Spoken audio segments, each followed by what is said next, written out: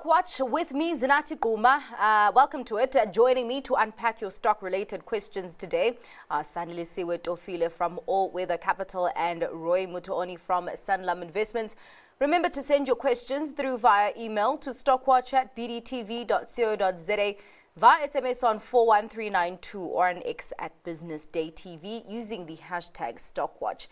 Thank you for your time, gents. Let's actually start off with the big things that investors have been kind of combing through today, and that is the escalation in the Middle East tensions. And of course, to bring it back home, the question goes, how resilient are SA Inc. stocks to Middle East tensions? And of course, we have seen the all share down today, and that largely coming from resources. Sanelisiwe.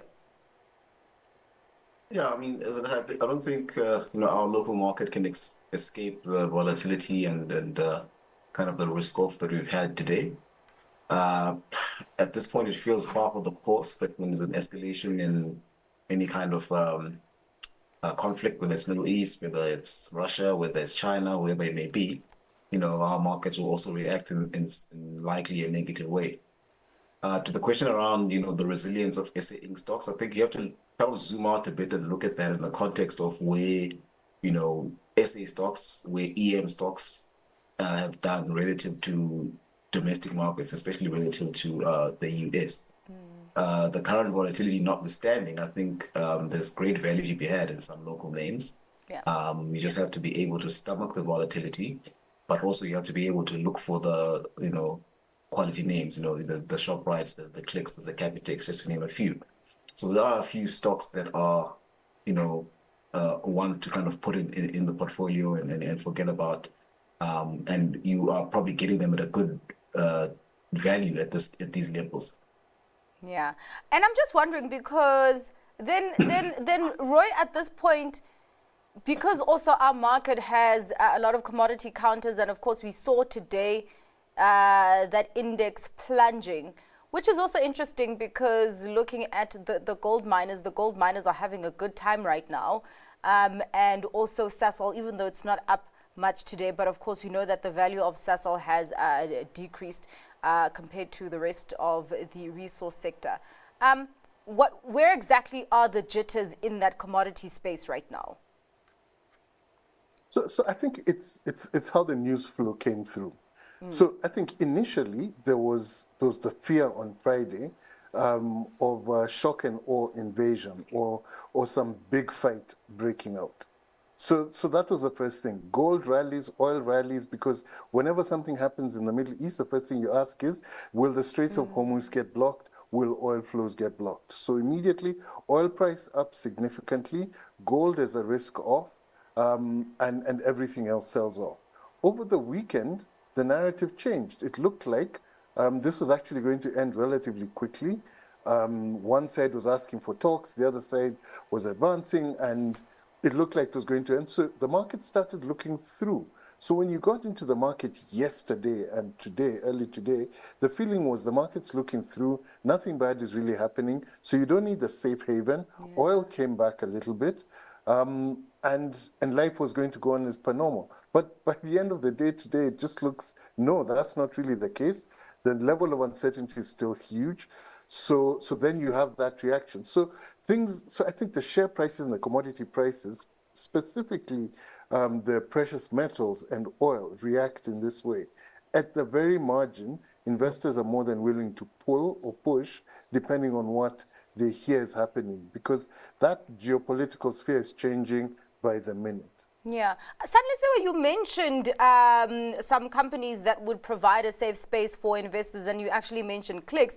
And there's a question there because in that pressure that we are seeing locally with our equities, the question is, can names like Pepco and Clicks be seen as defensives in this context? You already mentioned Clicks. Would you be putting Pepco in that basket? I don't know if Pepco is necessarily defensive or as defensive as Clicks, in my opinion. I mean, Clicks has shown throughout its history that it's been a good sort of steady growth story, quality kind of metrics every time they report, quality management, there's still some bit of kind of growth that may come through from, the opening of further pharmacies down the line. So it's shown itself to be that resilient name. I think Pepco, for me, it's more around the opportunity that, the value SA Inc. stocks show at the moment. So I think a few names are trading at decent valuations.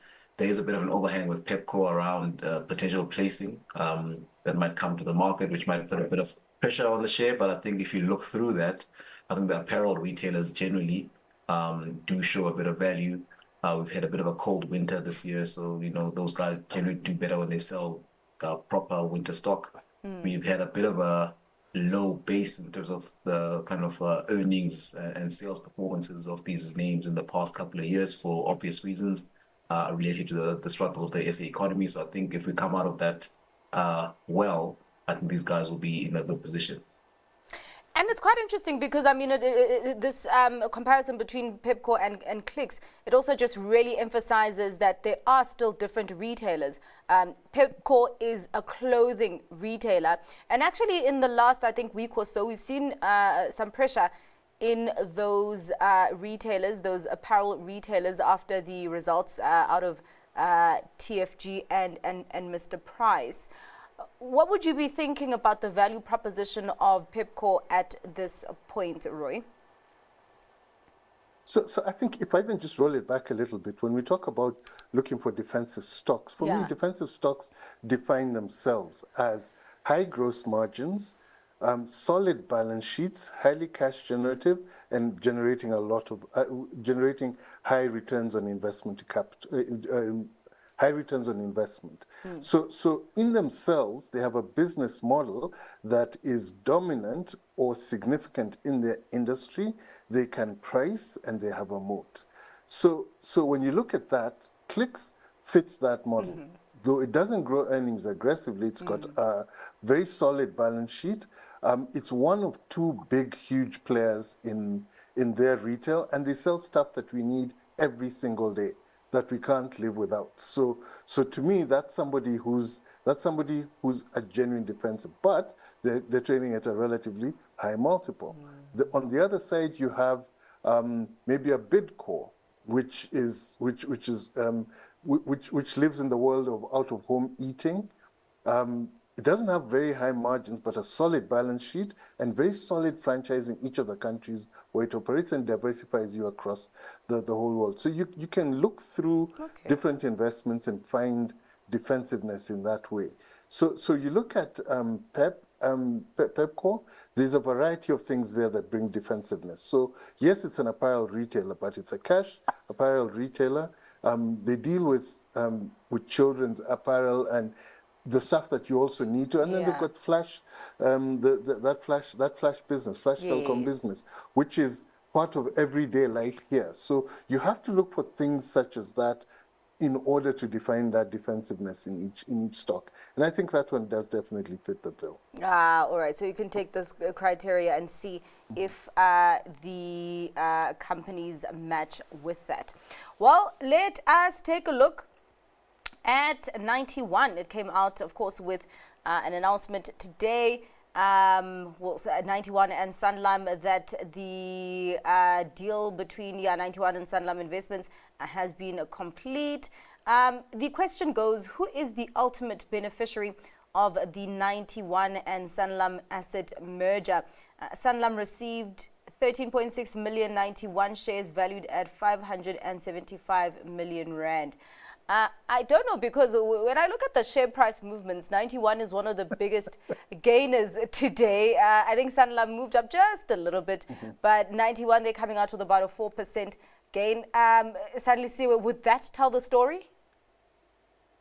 I mean, I suppose in many ways, yes, because, this deal adds a significant amount of AUM to the South African business of 91. Which accounts for 40% of the 91's whole business across the globe. So it is a meaningful portion of their business, and also obviously they get help, in terms of kind of the, I guess you can call it distribution locally from the partnership. So that does help 91 quite a bit. In terms of Sanlam, the asset management was actually a relatively small part, especially because they're not kind of doing away with all the investment business, just the active portion. And it was a relatively small a part of the Sanlam group in totality. Yeah. So for Sanlam, it does kind of help clean up the structure, focus more on insurance, which is what their core business is. And obviously having a partner such as 91 to kind of help manage those active portfolios will help sort of at the margins, if I can call it that. But it certainly is a bigger deal, for 91 than it is for Sanlam. And obviously it's a positive, I guess, AUM growth for 91 because they were already quite a big kind of player in the local space, and getting this kind of chunk of AUM kind of obviously makes them an even bigger fish in the market where it has been tough for some of the bigger guys to actually grow their AUM organically. So I think it does help 91 in that respect. Roy, any additional insider information that you can give us? I don't think it would be fair for me to comment, but I think what I can say broadly is that the asset management world has been seeing significant consolidation. And this deal is one of those. So like Sanelisiwe says so eloquently, 91 gets into the Sanlam, and remember the old ABSA distribution, which is quite intricate and incredibly valuable in this world here. Sanlam gets to have shares in a big active asset manager that has significant scale internationally. I think everybody wins here. Okay, definitely a win-win. A question starting off with you, Roy. As we were talking about defensive stocks, would you put OUTsurance in that basket? The question is OUTsurance going to be the new Capitec or Clicks on the JSE, a quality compounder that is always expensive? I think that the simple answer to that is yes. If you think about it, they are one of the few short-term insurers that actually has an underwriting profit. They've done well in South Africa, they've done well in Australia.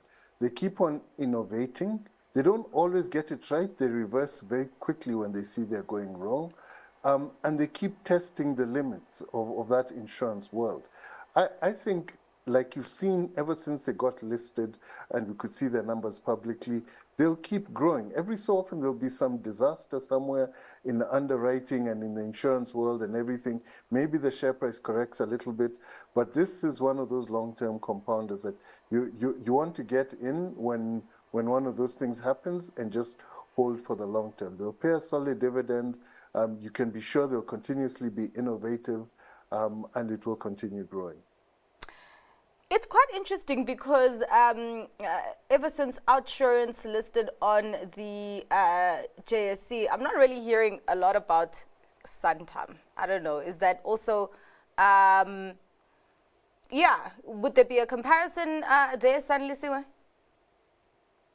Yeah, I'm sure. I mean, they will obviously compete in some lines in the local market, with obviously some differences depending on where each company is exposed. To be honest, I think both companies are quality companies in my view. I think OUTsurance has done well since coming out of RMI. I think the main issue around Santam might be that it's less investable at this stage, I think, than OUTsurance, in that it's not very liquid. It's sort of largely owned by Sanlam. There's always been the question that would Sanlam just take them out of the market, just bring them in-house entirely.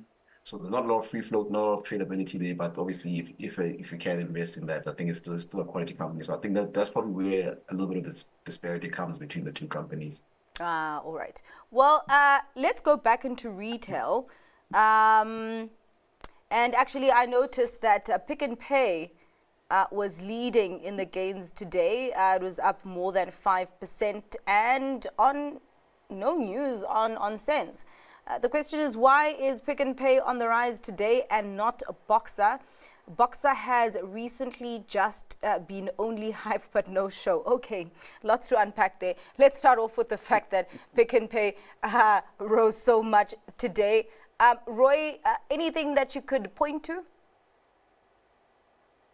No news. I think, look, it's illiquid. It's a relatively small cap, not a small cap, but Yeah. it's relatively small cap. It will be moved by a small number of shares on a day such as today. That happens. Look at its track record over the past few weeks. It does that. It tends to do that. So I don't think there's much to read into it. At the end of the day, a lot of its valuation will be determined by what happens to Boxer, because they're a big shareholder Yeah. in Boxer.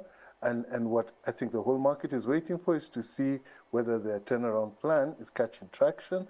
The only times we actually see that is when they have management interactions with the market or during times of results. Yeah, and obviously the second part of that question, or a comment rather, that says Boxer has recently just been only hype but no show. I mean, that's not the first comment that's been said like that about Boxer, but I mean, I don't know if it's a thing to do with the fundamental performance, because the fundamental performance has actually been good. Sanelisiwe? Yeah, I think you ask a good question there, Zanati. I mean, in the time that Boxer has been even within Pick and Pay, it's shown itself to be a very good performer operationally. Part of the reason that they separated Boxer out of Pick and Pay is because they wanted to give investors a chance to invest in this kind of operationally sound segment, which has got great returns and has been growing. I don't want to speculate too much about what maybe the question is referring to, but Yeah. if you're looking at where the share price has gone since listing, it's obviously jumped from the original listing level and then hasn't really gone to the next level since then. But I mean, it's still been a good return since listing. It's only been listed since November. Yeah. So I can't really say what the hate is about when it comes to Boxer. It doesn't seem fair. I hear you on that. Well, let's get into Afrimat. What's going on here? Yeah, talking about no shows. What's going on here? I've been holding Afrimat for some time now, and it used to be one of my star stocks. Is there any reason to panic with the share price keep falling, or is this a time to buy more? Is that the fault of commodities, Roy? Iron ore. I think Yeah. it's just, you have to put it plain and simple. A combination of iron ore, the stronger rand, the fact that they bought Lafarge, which is, it works perfectly in their template, underperforming capital intensive business, which you can turn around and you buy at a very cheap price. But they found it had a few more complications than before. And also in buying it, they incurred a lot of debt, which went onto the balance sheet. Interest costs came in.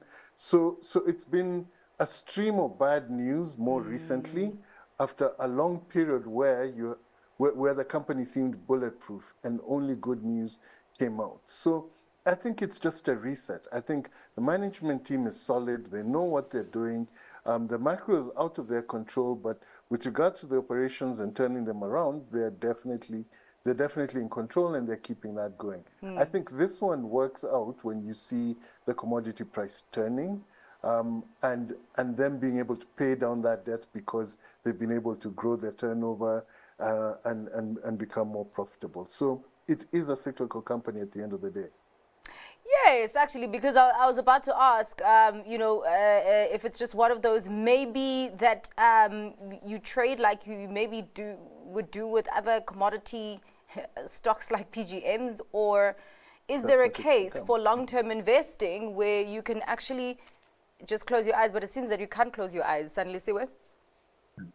Yeah, I think to Roy's point, this business has done well in its past to allocate capital well, but when they bought the iron ore business, I'm not saying that it was a bad deal necessarily, but it did add an element of extra cyclicality to the business, right? I mean, in the past they've been good capital allocators, kind of consolidating nicely in their segment of kind of the aggregates business, if you can call it that. They've ventured out to be kind of a bit of a junior miner, if you can call them that as well. But obviously that comes with the vagaries of cyclical prices that are way outside of your control, made in markets way outside of South Africa. So you can't really, you can't really control that. So with iron ore now in the low 90s, coming down from like up in the hundreds, 120, I think at some point. We can't expect Afrimat rather to not be susceptible to that. Yeah. All right. Well, let's get into pharmaceuticals. Of course, one that a lot of people have been asking about in the last few months, Aspen. Is it worth holding or should I get out? And I guess that's really the million-dollar question. And I mean, a lot of the time this comes from people who have experienced the worst of the pressure in the share price. If you are still there, Roy, do you hold or do you get out? So I look at it as if, would I get in now? To me, that's the question. Yes, okay. If you hold it, you'll still ask exactly that same question. So the way to look at Aspen is they made a number of promises which haven't come to fruition yet. Their balance sheet is clean, the business model is unclear, and this sterile capacity, which was supposed to be the edge, doesn't seem to be that much of an edge in a highly competitive global market. So they've got a lot to prove now. They've got a lot to deliver before they get a premium multiple. So I would say it's a wait and see. There's other stocks which have more solid, predictable stories that are trading at lower multiples that you could possibly go into. But as it stands right now, it's sold off quite significantly. You're not in danger of a bankruptcy or anything of the sort because the balance sheet is quite clear. What you're looking for is clarity on the business model and whether they'll be able to place that space profitably. So I would say it's, this is one of those ones you have to watch and see. If I held it, I would look at my alternatives. I would look at what else do I have that could possibly have some upside that is offering me a clearer narrative, a proper yield, or has limited downside, and compare the two and then make a call from that. I don't think it would be because I bought it at 200 and now 120 should I sell. I think those are totally separate issues. Yeah. Sanelisiwe, I know that you and I recently spoke about Aspen, and I think it was actually on the day that we saw that plunge of about 30%. And I think maybe speaking to Roy's point that the business model is unclear, I think that's also what you referred to as well. What are your feelings at this point in time? I think the only thing I will add to this conversation and to the one we had in the past is there's this thing that says, happiness is expectations minus reality. So oftentimes you get a lot of expectations when you listen to the story around Aspen. And then when the results come, the reality might not be as high. So I think that's what's happened with a number of kind of operational results in the past, and also now with the kind of this announcement, this kind of showing that they've got a real issue with the business model, to Roy's point. Yeah. So I think investors are really just showing their unhappiness at this point. Yeah, exactly. I was about to say, you see investors' happiness going down like this every day. Well, let's talk about stocks that do make you happy, gents. Your stock picks for today. Roy, what are you choosing? So I'm choosing Premier. I think Premier on the surface seems to be a one-trick pony, just a bread maker. But I think the combination of the management and the franchise that they have offers a lot of value. I think share price has accelerated, but it hasn't quite captured the fact that they're quite dominant in the coastal areas with their bread, and they're now coming into the inland areas where they have a lower cost, higher quality bread, and that factory will be ready later on this year, this financial year for them. And I think that gives them a very solid platform that allows them to grow and even go look for other acquisitions. I don't think it's expensive yet. I think it's well run. I think it generates above market returns and has solid potential to come. All right. Where are you finding opportunity today, Sanelisiwe? So my pick for today is going to be Valterra Platinum. In fact, the whole platinum sector generally, I think, would fit this box as well. We all know the kind of positive stories around platinum, especially in the past couple of weeks, the price rallying quite strongly. But I think there's two additional points to be added to that. I think a number of asset managers are underweight the kind of resource sector of platinum specifically. So I think a lot of money will be chasing these PGMs at these levels. And the second thing, I think specifically with Valterra, obviously this unbundling from Anglo American has been done in what the JSE calls a market cap neutral way, which means that they have not actually allowed the free float to float properly. So I think there's going to be an additional kind of upweighting, obviously, I think maybe in September, whenever it is.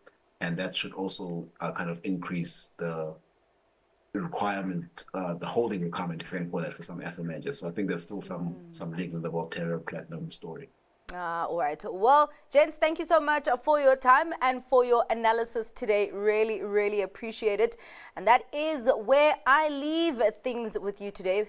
Thanks to our guests, Sanelisiwe Tofile from All Weather Capital and Roy Mutooni from Sanlam Investments. To the viewers, please do remember that Stockwatch is pre-recorded on Wednesday. So please keep sending your questions so that we can answer them by 1 p.m. tomorrow.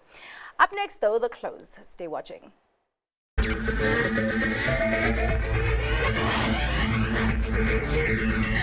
you.